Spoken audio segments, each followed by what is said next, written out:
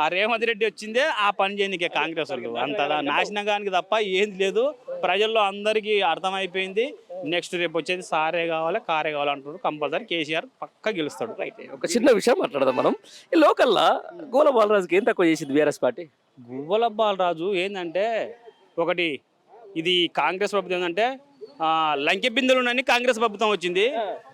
ఈయన ఆడేందో లంకె బిందులు దొరుకుతానే ఆడిపోయింది తప్ప ఏంది లేదు. ప్రజల మోసం చేసిపోయింది తప్ప రేపు ఇంకా జరగబోయే నష్టం ఆయనకు చాలా పరిణామాలు చూపిస్తాయి. ఆయన కేసీఆర్ ఏ తక్కువ చూడలే. ఆయన ప్రతి ఒక్కటి అన్నిటికీ అండా ఉండి చేసిండు. కానీ ఆయన ఏదో అక్కడ లంకె బిందులు అనిపోయింది. కానీ లంకె బిందులు కాదు కదా, స్టీల్ బిందులు దొరకవు. అందుకని మళ్ళీ ఇప్పుడు ఇక్కడనే రావాలని చూస్తున్నాను. ఇక్కడ రాని జరుగు ఇప్పుడు తప్పు అయిపోయింది. లోకల్ లీడర్ ఇలా వాడవకి గెలుస్తాడు ఇప్పుడు మామూలుగా.